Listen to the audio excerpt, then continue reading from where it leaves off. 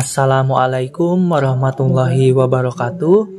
Dalam video kali ini kami akan menjelaskan mengenai uji paten penelitian jalur hilirisasi atau PTJH tahun 2024 tahap 2 dengan judul Simbiotik Nutrien Esensial dari Ekstrak Limbah Ikan Patin Fermentasi sebagai growth promotor dalam formula pakan ayam ras. Pada tahap kedua ini merupakan tahap lanjutan dari penelitian sebelumnya yang dilakukan pada tahun 2023 sebagai tahap 1. Pada tahap ini telah ditentukan konsorsium mikroba yang paling baik untuk dilakukan proses peremajaan dan sebagai starter mikroba dalam proses fermentasi. Berdasarkan pada penelitian sebelumnya, ditemukan bahwa konsorsium mikroba yang paling baik adalah bakteri Pseudomonas aeruginosa, kapang Rhizopus microsporus, dan yeast Eurowia lipolytica. Maka pada penelitian ini dalam proses fermentasi menggunakan konsorsium dari ketiga mikroba tersebut. Selain jenis mikroba yang digunakan, penggunaan bahan penyalut yang digunakan berdasarkan penelitian sebelumnya yaitu gum Arab, gelatin, dan maltodextrin. Ditemukan bahwa maltodextrin merupakan penyalut terbaik dibandingkan gum Arab dan gelatin dalam proses pembuatan mikrokapsul ekstrak limbah ikan patin. Tahapan awal pada penelitian ini adalah peremajaan mikroba dan pembuatan inokulum. Dalam pembuatan larutan mineral dan inokulum terbagi menjadi dua, yaitu inokulum untuk bakteri dan inokulum untuk kapang dan yeast. Yang pertama, pembuatan larutan mineral dan inokulum bakteri. Bahan yang diperlukan dalam proses pembuatan larutan mineral pada bakteri adalah CONH2, NaCl, KH2PO2, dan MgCl. Kemudian, bahan-bahan tersebut dicampur dengan Aquades. Setelah itu disterilkan menggunakan autoclave dengan suhu 121 derajat Celcius selama 20 menit. Kemudian setelah itu, proses pembuatan inokulum bakteri ini memerlukan ikan patin kering, nutrien broth, larutan mineral bakteri yang tadi sudah dibuat, dan bakteri hasil pengenceran. Pada proses pembuatannya, yang pertama haluskan ikan patin kering, kemudian campurkan semua bahan-bahan ke dalam botol kaca. Selanjutnya, inkubasi dalam shaker bath dengan suhu 35 derajat Celcius selama 4 hari. Untuk yang kedua merupakan pembuatan larutan mineral dan inokulum untuk kapang dan yeast. Bahan yang diperlukan untuk proses pembuatan larutan mineral adalah ekstrak yeast, CONH2, KCl, MgSO4, dan CuSO4. Kemudian, bahan-bahan tersebut dicampurkan dengan Aquades. Setelah itu, disterilkan menggunakan autoclave dengan suhu 121 derajat Celcius selama 20 menit. Kemudian, untuk proses pembuatan inokulum, kapang, dan yeast, bahan yang diperlukan adalah ikan patin kering, nutrien broth, larutan mineral kapang dan yeast yang telah dibuat, serta mikroba hasil pengenceran. Nah, pada proses pembuatannya, yang pertama adalah haluskan ikan patin, kemudian campurkan semua bahan-bahan ke dalam sebuah botol kaca. Kemudian inkubasi dalam shaker bath dalam suhu 35 derajat Celcius selama 4 hari. Selanjutnya, peremajaan mikroba. Peremajaan mikroba dilakukan sebelum pembuatan inokulum. Prosedur peremajaan mikroba diantaranya yaitu yang pertama persiapan dan sterilisasi alat dan bahan. Siapkan alat dan bahan yang akan digunakan dan dilanjutkan sterilisasi menggunakan alat sterilisator seperti inkubator dan autoclave.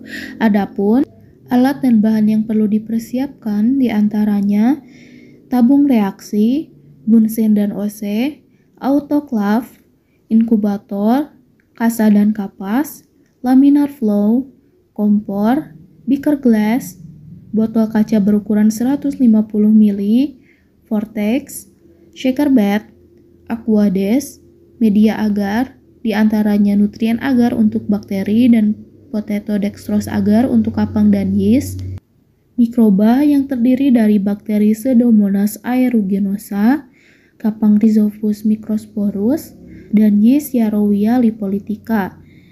Kemudian ikan patin kering halus, nutrien broth, dan yang terakhir larutan mineral. Setelah alat dan bahan steril dan siap digunakan, langkah selanjutnya yaitu pembuatan media agar. Media agar yang dibuat disesuaikan dengan jenis mikroba yang akan ditanam. Media agar Na untuk bakteri dan media agar PDA untuk kapang dan yeast. Langkah pertama yang perlu dilakukan pada pembuatan media agar yaitu dengan melarutkan media agar dengan aquades sambil dipanaskan dan diaduk. Kemudian media agar disterilkan menggunakan autoclave dengan suhu 121 derajat Celcius selama 20 menit. Setelah itu, tunggu sebentar sampai suhu turun, kemudian dilanjutkan dengan menuangkan sekitar 0,5 ml larutan agar pada masing-masing tabung reaksi. Posisikan tabung reaksi miring agar persebaran agar merata dari pangkal ke ujung tabung reaksi. Kemudian tunggu sekitar 20-40 menit sampai media agar padat dan siap dilakukan proses selanjutnya yaitu penanaman mikroba pada media agar. Pada proses penanaman mikroba pada media agar, pastikan semua alat steril dan tidak terdapat kontaminan. Langkah pertama yang dilakukan pada penanaman mikroba yaitu ambil mikroba murni yang siap untuk diremajakan, kemudian nyalakan bunsen dan siapkan OC. Tempelkan OC pada nyala api bunsen, panaskan hingga berwarna merah, kemudian kibaskan OC sejenak dan dilanjut dengan mengambil mikroba murni pada tabung menggunakan OC dengan cara menempelkan OC sampai ujung tabung. Lalu masukkan OC ke dalam tabung yang berisi media agar. Proses penanaman mikroba dilakukan di atas nyala api bunsen untuk mencegah kontaminan. Setelah ditanam, OC kembali dipanaskan pada bunsen sampai berwarna merah dan letakkan pada tempatnya serta diakhiri dengan menutup tabung reaksi pada mikroba yang ditanam menggunakan kapas dan kasa. Proses dilanjutkan dengan penyimpanan pada laminar flow. Penyimpanan pada laminar flow dilakukan dengan tujuan mencegah adanya kontaminan pada mikroba yang ditanam. Proses penyimpanan pada laminar flow berlangsung kurang lebih selama 4 hari sampai muncul bintik-bintik pada media agar yang mengindikasikan mikroba yang telah ditanam mulai tumbuh pada media agar. Setelah tumbuh, hasil peremajaan mikroba kemudian masuk ke proses selanjutnya yaitu pembuatan inokulum. Pembuatan inokulum ditujukan untuk memperbanyak mikroba yang akan digunakan untuk proses fermentasi. Langkah pertama dalam pembuatan inokulum yaitu dengan membuat larutan mineral untuk mikroba jenis bakteri dan jenis kapang atau yeast. Adapun komposisi dari larutan mineral untuk bakteri adalah sebagai berikut. Yang pertama, CONH2 sebanyak 5 gram, NaCl sebanyak 5 gram, KH2PO4 sebanyak 4 gram, dan MgCl sebanyak 1 gram. Sedangkan komposisi larutan mineral kapang dan yeast adalah sebagai berikut. Yang pertama, ekstrak yeast sebanyak 5 gram, CONH2 sebanyak 5 gram, KCl sebanyak 0,5 gram, MgSO4 sebanyak 0,5 gram, dan CuSO4 sebanyak 0,01 gram. Bahan-bahan tersebut kemudian dilarutkan dalam labu Erlenmeyer dengan 1 liter aquades. Setelah itu dilanjut dengan sterilisasi menggunakan autoclave dengan suhu 121 derajat Celcius selama 20 menit. Proses pembuatan inokulum dilanjut dengan menyiapkan ikan patin kering yang sudah dihaluskan.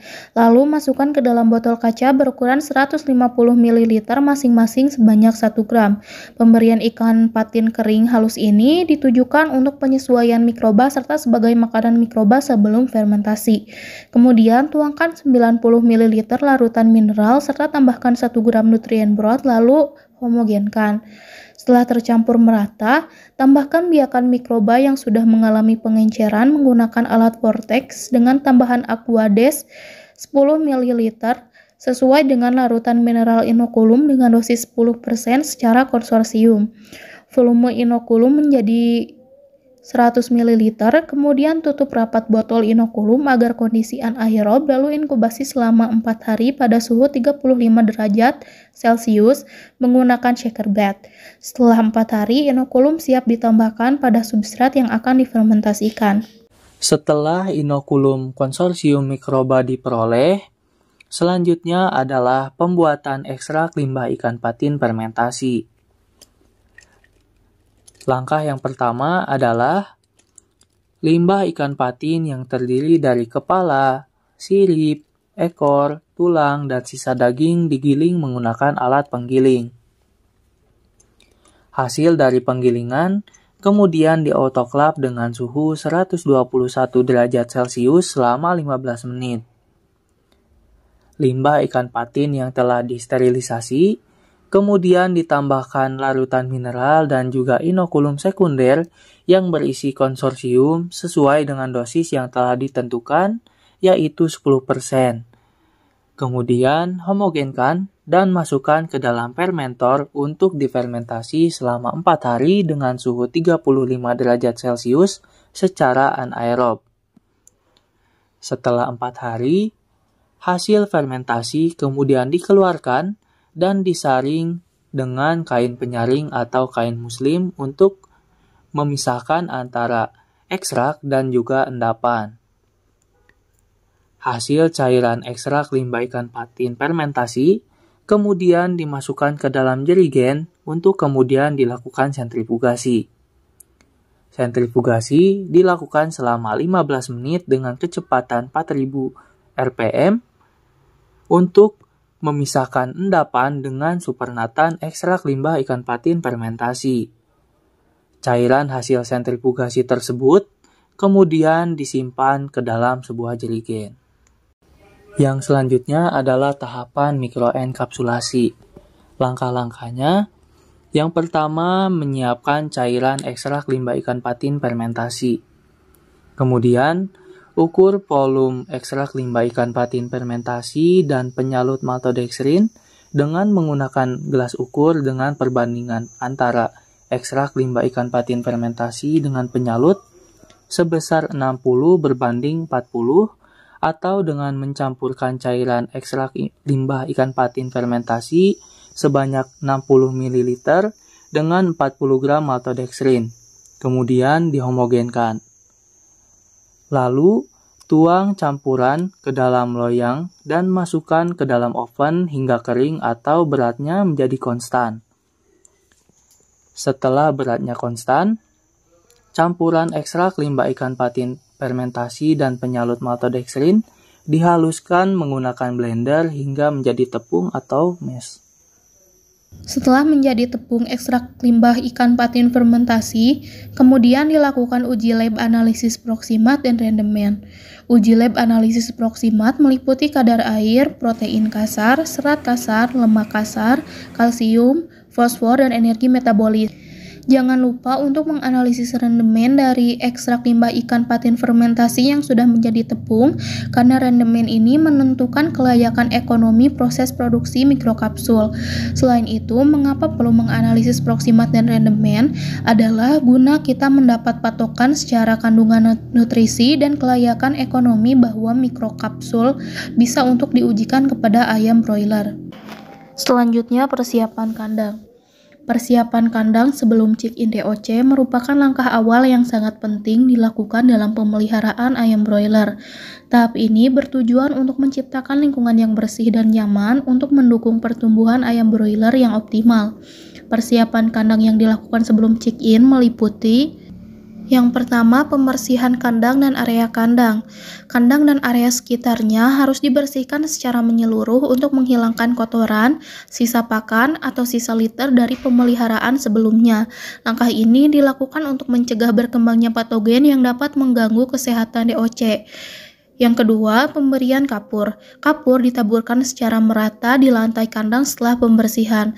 Fungsinya adalah untuk membasmi mikroba patogen yang masih terdapat di permukaan kandang.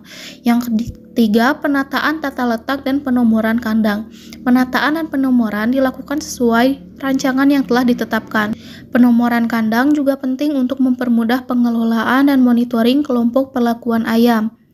Yang keempat, pemberian sekam. Sekam digunakan sebagai alas kandang untuk menyerap kotoran ayam dan meminimalkan resiko penyakit akibat lingkungan yang terlalu lembab. Dan yang terakhir, penyiapan alat kandang. Alat kandang seperti brooder atau pemanas, tempat pakan, dan tempat minum harus disiapkan dalam kondisi bersih dan berfungsi dengan baik. Selanjutnya, pembuatan pakan. Pembuatan pakan dilakukan di Mini Feed Mill Ciparanje dengan mengikuti formulasi dan perlakuan yang telah ditetapkan sebagai berikut. Yang pertama, jagung kuning sebanyak 53%, bunggil kedelai sebanyak 26,35%, dedak halus 9%, tepung teri 6,75%, tepung tulang 2%, CaCO3 0,5%, minyak kelapa 1,5%, lisin 0,15%, metionin 0,25%, dan top mix sebanyak 0,5%. Untuk komposisi tiap pakan perlakuan yaitu sebagai berikut. Yang pertama, R0 yaitu 100% ransum basal. Yang kedua, R1 99,5% R0 atau ransum basal ditambah 0,5% mikrokapsul ekstrak limbah ikan patin fermentasi. Yang ketiga, yaitu 99% ransum basal ditambah 1% mikrokapsul ekstrak limbah ikan patin fermentasi. Yang keempat, yaitu 98,5% ransum basal ditambah 1,5% mikrokapsul ekstrak limbah ikan patin fermentasi. Dan yang kelima, 98% ransum basal ditambah 2% mikrokapsul ekstrak limbah ikan patin fermentasi. Dan yang terakhir, 100% ransum basal ditambah AGP zinc basitrasin 100 ppm. Pembuatan pakan dimulai dari proses penimbangan, pencampuran atau mixing, pelleting, dan penjemuran.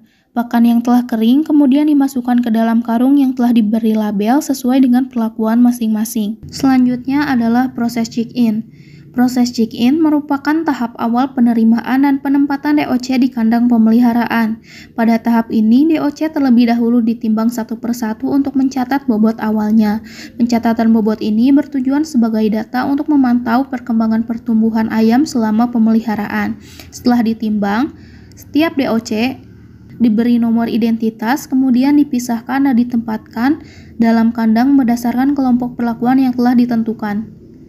Pemeliharaan terdiri atas yang pertama, pemberian pakan dan air minum pada ayam broiler dilakukan secara ad libitum.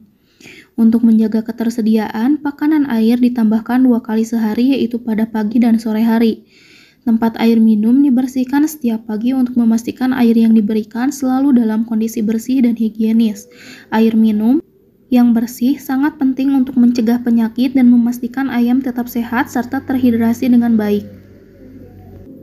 Pengecekan kondisi ayam dilakukan secara rutin pada pagi, sore, dan malam hari.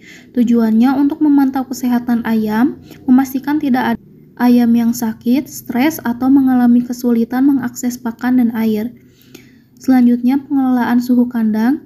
Yang pertama, untuk fase starter, brooder dinyalakan sepanjang waktu untuk menjaga suhu kandang tetap hangat, dan pada fase finisher, brooder mulai dimatikan pada pagi hari karena suhu tubuh ayam sudah mampu menyesuaikan dengan lingkungan. Kipas digunakan pada siang hari untuk mengurangi panas berlebih di dalam kandang, terutama pada kondisi cuaca panas. Penimbangan ayam dan sisa pakan dilakukan setiap minggu selama periode pemeliharaan untuk memantau pertumbuhan bobot badan ayam beserta konsumsi ransumnya. Pengambilan sampel untuk uji hematologi dilakukan pada hari ke-30 masa pemeliharaan ayam broiler. Sampel darah diambil dari pembuluh darah di area sayap ayam menggunakan jarum steril. Uji hematologi dilakukan untuk mengetahui jumlah eritrosit, hemoglobin, dan hematokrit ayam broiler. Selanjutnya, pengujian energi metabolis dilakukan pada hari ke-35 sampai 37 masa pemeliharaan. Ayam yang akan diuji dipisahkan dari kelompoknya dan ditempatkan ke dalam kandang individu. Selama periode uji, semua ekskreta yang dihasilkan oleh ayam dikumpulkan dan disemprot dengan asam borat setiap 3 jam untuk mencegah penguapan nitrogen. Panenan ayam broiler dilakukan pada umur ke-5 minggu pemeliharaan. Sebelum pemanenan, ayam ditimbang untuk mengetahui bobot hidup akhir. Setelah penimbangan, ayam disembelih dengan cara yang sesuai, kemudian dilakukan proses scalding atau pencelupan dalam air panas, plucking atau pencabutan bulu, evisceration, pembuangan jeroan, dan karkasing. Setelah proses karkasing, sampel diambil untuk mengetahui bobot karkas dan lemak abdomen ayam. Pada saat pemanenan, pengambilan sampel ekskreta juga dilakukan untuk menganalisis kecernaan pakan yang telah diberikan pada ayam. Selain ekskreta, sampel usus yang juga diambil untuk analisis mikroflora usus dan enzim. Terakhir yaitu pengujian aktivitas enzim. Dilakukan pada hari ke-36, sampel ayam diambil usus halus bagian duodenum untuk melakukan uji aktivitas enzim protease, amilase, dan lipase selama 3 hari. Pengujian aktivitas enzim protease dan amilase dilakukan dengan menggunakan metode spektrofotometer dan pengujian aktivitas enzim lipase dilakukan menggunakan metode titrasi.